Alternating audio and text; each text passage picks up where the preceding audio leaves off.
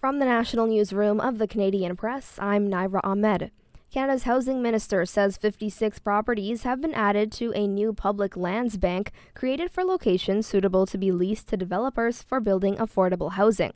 Sean Fraser says the properties are located in 28 municipalities across 7 provinces. He says the plan is to offer most of them for long-term lease instead of a one-time sale to keep the lands in public hands, ensuring that affordable housing is built. A large focus of the path forward is going to be not just on announcing a national fire sale where we get rid of publicly owned properties to the highest bidder who will build whatever kinds of homes they can manage, but instead long-term leases of up to 99 years for as little as $1 in exchange for a commitment from builders that they're going to make homes available at prices that low-income families can afford and that middle-class families can afford. 5 of the properties were first identified in the April budget and will now move into the development phase. Fraser made the announcement in Halifax as a 3-day cabinet retreat is now underway, intended to prepare for the upcoming fall sitting of Parliament.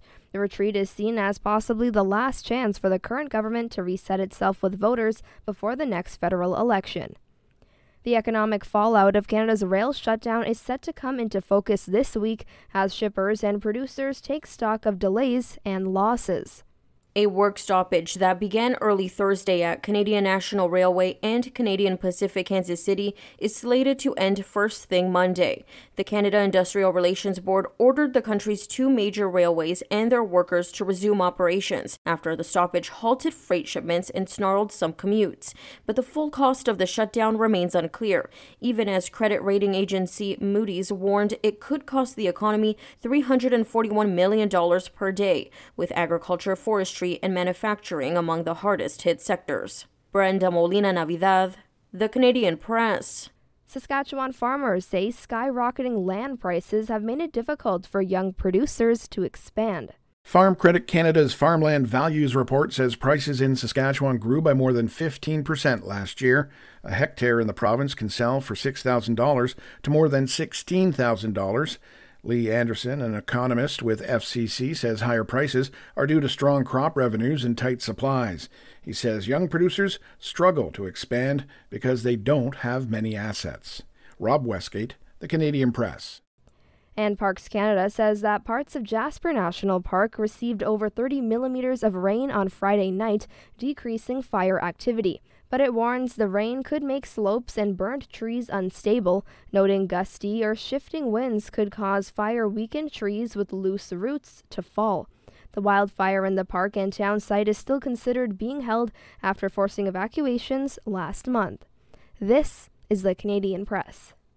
In sports, Addison Barger and Alejandro Kirk hit 2-run home runs. Kevin Gausman matched a season high by striking out 10, and the Toronto Blue Jays beat the Los Angeles Angels 8-2 to complete a sweep of the 7-game season series.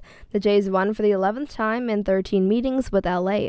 Tomorrow, Toronto visits Boston to resume a June game that was suspended due to rain. 2 of the hottest teams in the CFL meet tonight as the Edmonton Elks visit the league-leading Montreal Alouettes. Edmonton has won 4 straight, but Montreal has 9 wins in 10 games. Last night, the BC Lions lost their 5th straight game, dropping a 34-27 decision in Ottawa. And Canada's men's rugby team will open the Pacific Nations Cup today against Japan at BC Place Stadium in Vancouver. This marks the first time Canada's men's rugby team has played in Vancouver since 2019. The U.S., Fiji, Tonga, and Samoa are also playing in the Rebrand Cup tournament. From the Canadian Press, I'm Naira Ahmed. Thanks for listening. Don't forget to follow and subscribe. For more of today's top stories, visit thecanadianpressnews.ca.